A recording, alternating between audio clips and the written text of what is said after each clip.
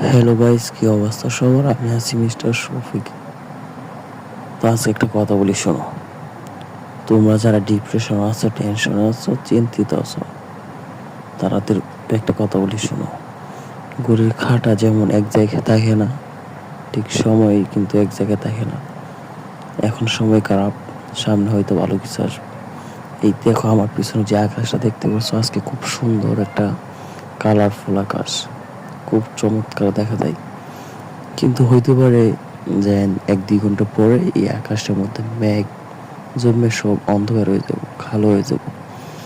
এই সৌন্দর্যটা হয়তো থাকবো না। এখন কি আছে, হয়তো কিছুক্ষণ পরে নাও থাকতে পারে। তাই এখন যারা চিন্তিত আছো, টেনশন আছো, ডিপ্রেশন আছো, এসব বাদ দাও। সামনের কথা চিন্তা করো, তোমারও ভালো সময় আসবে, শুধু অপেক্ষা করো। তো চিন্তা করার কিছু নাই, তুমি তোমার কর্ম করো, কাজ করো। শুধু শুধু ডিপ্রেশন তাই লাভ নাই।